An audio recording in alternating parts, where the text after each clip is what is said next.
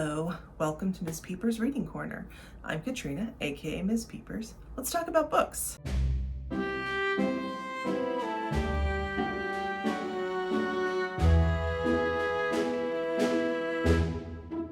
Today we're going to talk about an absolutely adorable manga series called Cat Plus Gamer.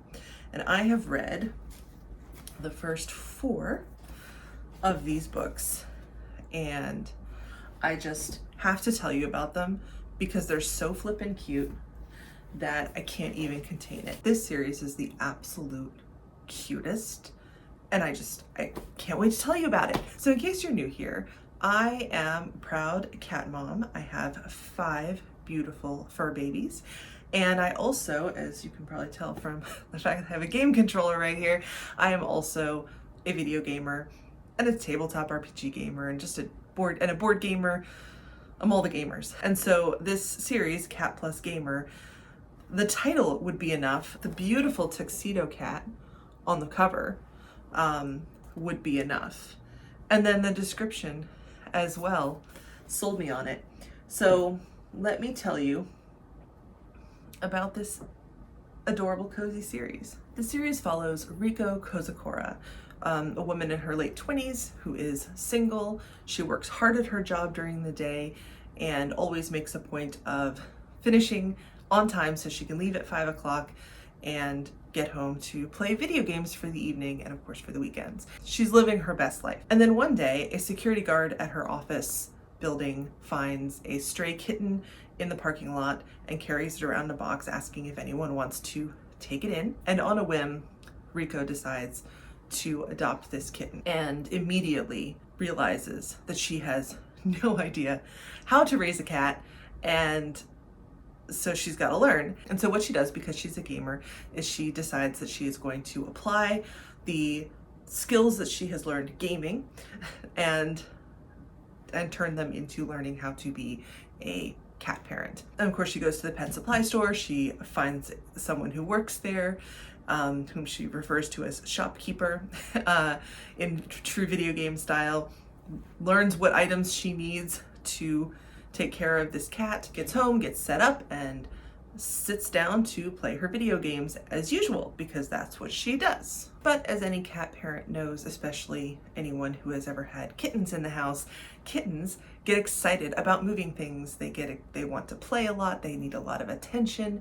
And so when she starts playing this video game, the cat hops up in front of the TV and starts batting at the characters on the screen, which is super cute until the cat covers too much of the screen and her character in the game dies, and now she's realizes that this is a big change to her life, that she's going to need to figure out how to game and also interact with her cat and get that nice balance. This is adorable. It is definitely, there's a lot of accuracy in the way that cats, and particularly kittens who have a lot more energy. Cats do calm down as they get older, usually, but especially kittens, how they interact with the controller. They get all on your face. They want to sit down with you. They want to play with you. And so she's playing a game with the joystick, and the cat holds onto the joystick and is like batting at her hands while she's trying to play, batting at the screen. And it's just adorable. We also follow Riko as she's trying to gamify cat parenting, trying to understand, okay, what do you need, cat? What do you need? What's going on with you? And she describes everything about this new experience in game terms.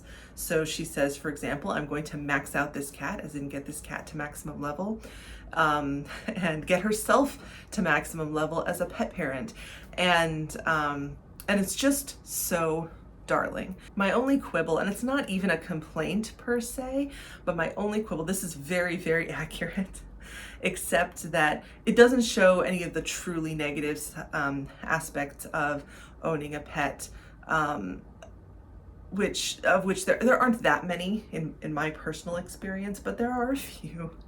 But I do like that every time she gets mad at the kitten, he looks up at her with those big eyes. You see that cute little face, and she immediately melts and forgives him because he's just so cute.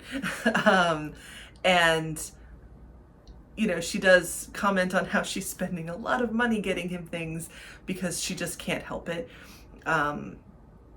The woman in the shop, for example, suggests a cat tree, and she's like, well, you just have one kitten. This one will do, the smaller one will do. And for Rico, that is not good enough. She gets the big castle because you gotta get only the best for her kitten. And that's very, very accurate. There's also a moment when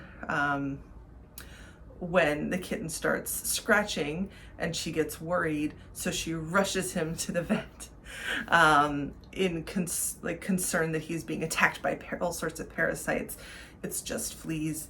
It's obviously, fleas are not great, but it's very soon, it's very early. She's only got the one animal. They put on a repellent, cat's fine.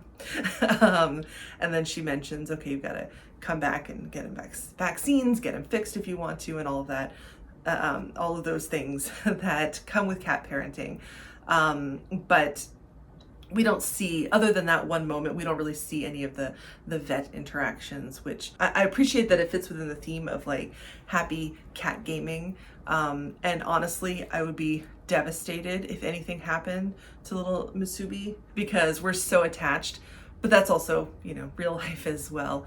So I wouldn't want anyone to get the wrong impression that having a kitten is all fun all the time and nothing hard about it, and that there's nothing hard about it, because there definitely is.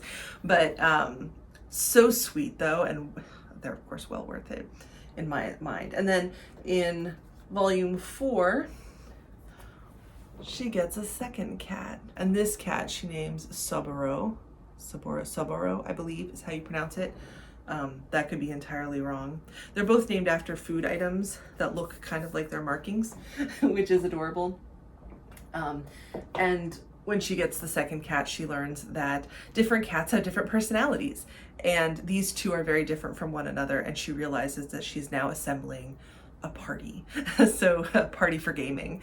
So Musubi now has his first party member. There are more of these, but they haven't been translated to English yet. And so I'm anxiously awaiting additional ones. It is manga. These are quick reads.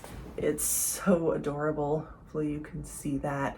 The art is gorgeous, and at the very end you can see that the author, Wataru Nadatani, has a cat of his own who is the inspiration for Musubi. It is so sweet. And if you like cats, or if you like games, and especially if you like both, I highly recommend these. And I will be looking for more. So have you read Cat Plus Gamer? What other cat manga should I read? Because I am fairly new to manga, and this is exactly the kind of manga that I need in my life. So I'm definitely open to recommendations. Either way, whether you read manga or not, whether you read cat manga or not, I will see you in the next one.